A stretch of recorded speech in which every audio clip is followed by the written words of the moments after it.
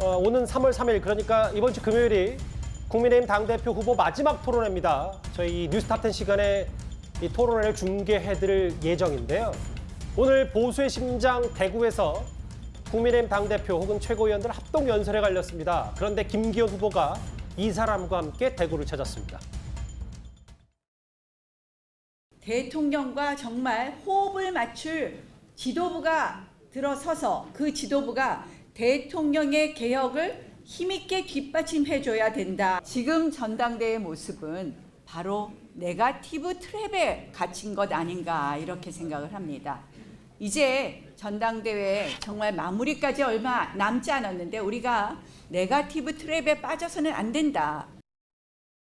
나경원 전 대표가 오늘 대구에서 저와 상당 부분 일정을 함께 하기로 한 것은 사전에 제가 요청했던 일이었습니다. 김기현에 대한 지지 의사를 외부적으로 공개 표명하는 절차라고 이해하시면 될 것 같습니다.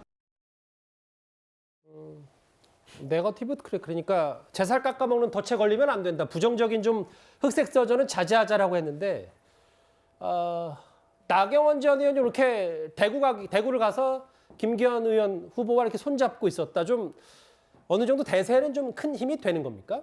지금 원래 이제 국민의힘 책임당원이 한 85만 명 정도 되는데요. 예. 그중에 한 20% 가까운 이제 당원들이 지금 TK 지역에 있거든요. 아마 최대 표밭이죠. 그래서 이제 이 마지막 그 지금 가는 경선에서 이제 대구 경북 지역 이번 대회 자체가 굉장히 중요한 의미를 많이 갖고 있는 것 같습니다. 특히 나경원 전 의원 같은 경우는 특히 이제 대구 경북 지역에서 꽤 인기가 있습니다. 특히 이제 그쪽에 인기가 있기 때문에 김기현 후보 입장에서 보면 지금 1차 투표에서 어쨌든 간에 과반을 넘어야 되겠다는 전략을 쓰고 있거든요.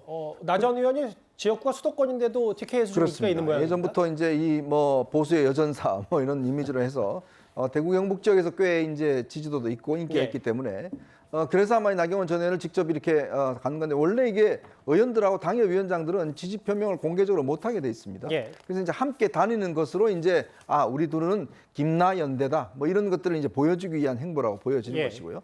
아마 이제 김기현 후보 입장에서 보면 또 이 지역이 안철수 후보도 꽤 지지가 있는 지역이에요. 왜 그러냐면 지난번 코로나 때 여기 이 지역에 가서 봉사활동도 많이 하고 그래서 안철수 전 후보도 이 지역에 굉장히 공을 들이는 지역이거든요. 예. 지금 결정적으로 지금 이 2강 구도라고 본다면 2강 구도 속에서 1강을 확실하게 이 과반을 넘기기 위해서는 나경원 전 의원의 도움이 필요했고 나경원 전 의원도 이번 선거에 본인이 역할을 해야지만이 앞으로의 정책인 역할이 주어지기 때문에 오늘 직접 저렇게 내려간 게 아닌가 그렇게 보고 있습니다.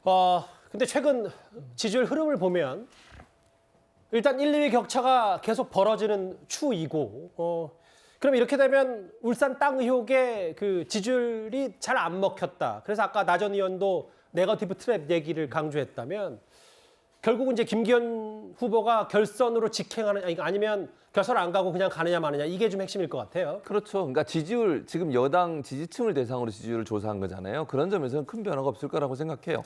어차피 대표는 김기현이다라고 하는 기본적인 그 프레임이랄까요? 이게 그냥 작동하고 있다고 저는 보거든요.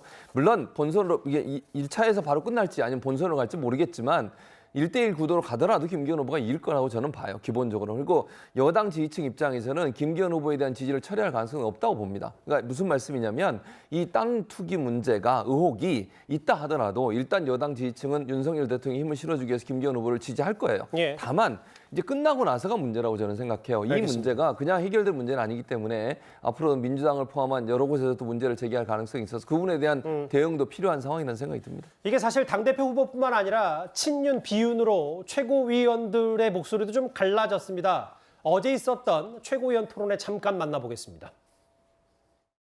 의원실 직원이 자신도 모르게 사직서가 제출되었다면서 그 사문서 위조로 고소를 하고요. 보좌진 몰래 면직 서류 위조한 거 그게 기소가 되면 그때는 최고위원직에 당선되더라도 사퇴하실 겁니까? 저는 음주운전 벌금 100만 원 이상 2건 이상의 파렴치 범죄는 없습니다. 이 판타지 소설을 빙자한 이 소설에서 현존하는 연예인 이름을 그대로 차용을 하고 정말 정말 변태적 습성이 담겨 있는 글을 가지고 판타지 소설을 좀 빙자하고 있습니다. 이기인 후보, 제발 부끄러운 줄 좀 아십시오. 저는 100% 허구인 판타지 소설을 썼고 이기인 후보가 교주처럼 모시는 이준석 씨는 본인의 성상납 의혹을 무마하려고 측근 보내서 7억 각서를 현실에서 썼습니다. 한다고 말했습니다. 판타지 소설은 저는 적어도 정치 정치 활동 아닙니다. 시작한 이유는 굉장히 뜨거웠는데 장해찬 이사장, 장해찬 후보의 저 과거 웹소설, 뭐 성상품화 논란, 뭐 이것 때문에 장해찬 이사장, 장해찬 후보도 이제 해당 연예인에 사과를 하긴 했지만 이준석 전 대표 얘기로 역공을 좀 펼치긴 했어요.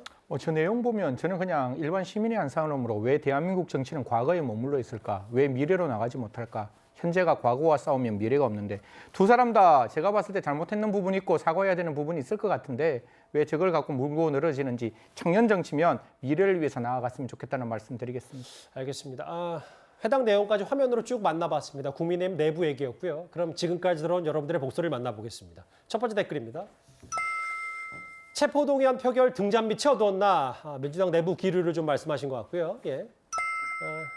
상처뿐인 승리다라고 하셨습니다. 예. 학폭 피해자 가족에게 진심으로 사과하길 하시길 정순신 변호사에게 하신 거고요. 오늘 댓글 4개 마지막으로 보겠습니다. 학폭 막을 수 있는 법을 좀 만들어주세요. 아마 윤석열 정부도 이거에 대해서 좀 앞으로 학폭 대책을 좀 마련한다고 하니까요. 잘 지켜봐야 될 것 같습니다. 오늘 댓글 4개만 가겠습니다.